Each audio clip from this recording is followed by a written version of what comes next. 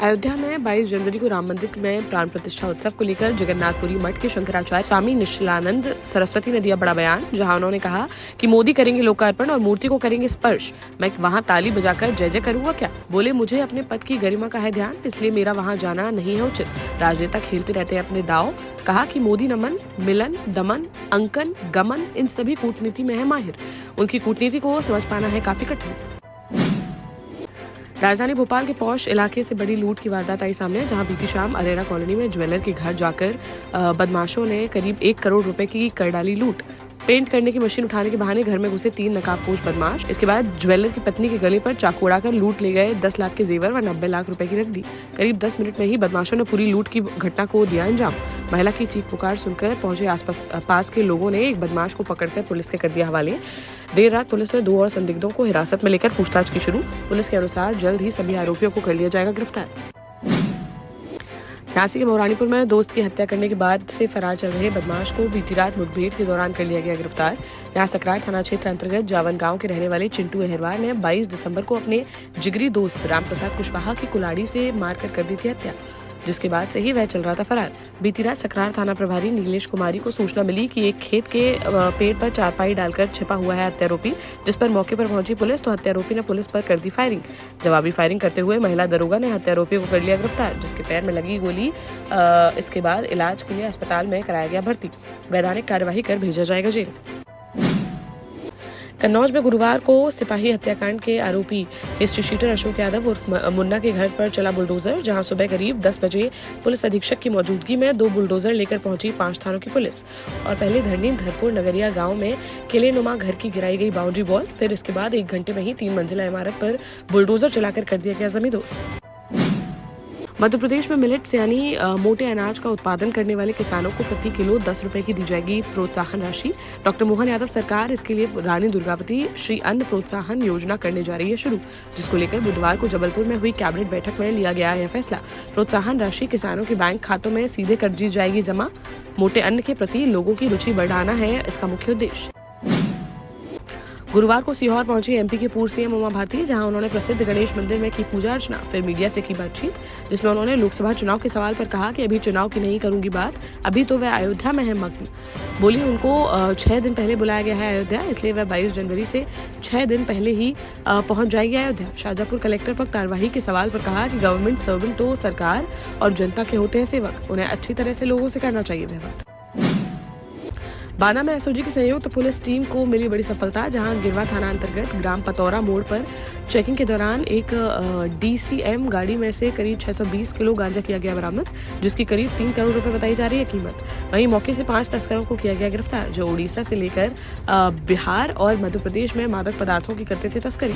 कार्यवाही कर सभी को भेजा गया जेल। वहीं इससे जुड़े अन्य आरोपियों की तलाश की गई शुरू।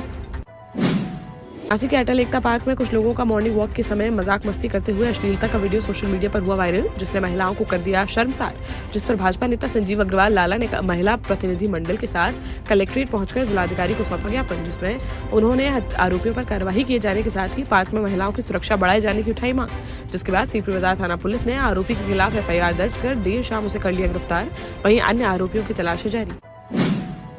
ललितपुर में शीतलहर और कड़ाके की ठंड को देखते हुए 14 जनवरी तक आंगनबाड़ी केंद्रों में अवकाश कर दिया गया घोषित। इस दौरान आंगनबाड़ी कार्यकर्त्री, मिनी आंगनबाड़ी कार्यकर्तियों और सहायिकाओं द्वारा पोषण ट्रैकर ऐप पर लाभार्थियों के रजिस्ट्रेशन, 2.5 राशन वितरण, वजन और गृह भ्रमण सहित समुदाय आधारित गतिविधियों और अन्य शासकीय कार्यों का पहले की तरह ही किया जाएगा निष्पादन।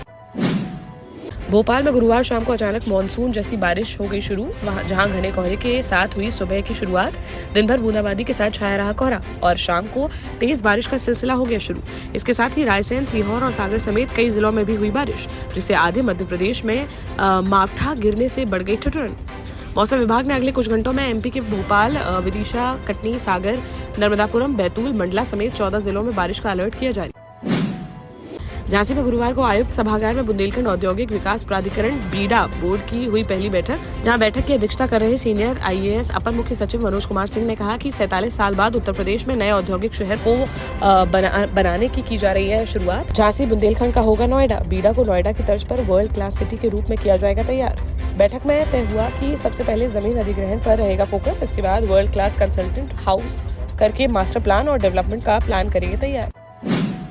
मध्य प्रदेश में सीएम मोहन यादव का एक्शन लगातार जारी, जहां लापरवाही के चलते गुरुवार को जबलपुर कलेक्टर सौरभ कुमार सुमन को हटाया गया। उनकी जगह उपभोक्ता संरक्षण विभाग के में संचालक दीपक सक्सेना को दी गई जबलपुर की जिम्मेदारी। सौरभ सुमन ने धान में उपार्जन केंद्र और गोदाम के निर्धारण मामले में बरती लापरवाही, जिस बात से सीएम चल रहे थे नाराज। वहीं नरसिंहपुर कलेक्टर रिजू बाफना को भेजा गया था शाहजहांपुर, जिनकी जगह अब शीतला पटले को बनाया गया नरसिंहपुर का कलेक्टर।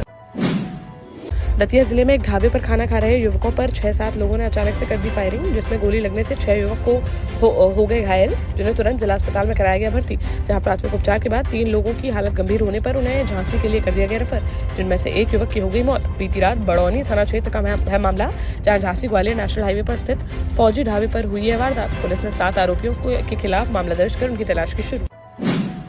झांसी के गरोठा थाना क्षेत्र में बीती रात चोरों का देखने को मिला आतंक, जहां शातिर चोरों ने कचीर गांव में एक ही रात में 5 घरों को बनाया निशाना और लाखों की नकदी के साथ ही लाखों की कीमत के सोने चांदी के जेवरात लेकर हो गए रफूचक्कर। मौके पर पहुंची पुलिस ने घटनास्थल का बारीकी से किया निरीक्षण और मामला दर्ज कर अज्ञात चोरों की तलाश की शुरू। देश का जाना माना सैनफिन ग्रुप आपके लिए फिर लाया है झांसी में वास्तु के हिसाब से फ्लोर प्लान सहित एक शानदार टाउनशिप, जिसमें सुरक्षा की दृष्टि से सीसीटीवी, एक ही ग्रैंड गेट से एंट्री और एग्जिट, चौड़ी सड़कें, parking, car wash area, senior citizen and international fountain parks, swimming pool, gym, badminton, tennis आदि courts, school, hospital, shopping mart आदि कई सुविधाएं। इसीलिए तो हम झांसी में लोगों की पहली पसंद। 12 साल पहले अपने स्टार्टअप के साथ ही योग्य नेतृत्व, अनुभवी टीम और सक्षम सेंट्रलाइज और उत्तरदायी प्रबंधन के बल पर सबको घर गुणवत्ता के साथ समय पर घर की योजना के तहत सैनफिन समूह ने बहुत ही कम समय में 1500 से ज्यादा यूनिट्स को दिया है कब्जा। समय पर डिलीवरी से हमारे ग्राहकों में बड़ा है विश्वास और मिली है संतुष्टि। सैनफिन समूह ने बहुत कम समय में Sanfin Ashok City, Green Homes Residency, Green Homes City, Sanfin Ashok Valley, Delhi Public School, Sanfin शाखा, केन सैनफिन अस्पताल सहित कई अन्य परियोजनाओं के साथ नई झांसी के निर्माण में स्थापित किया है एक बड़ा मुकाम। तो आप भी आज ही आइए अपने परिवार के साथ और कीजिए अपने सपने साकार।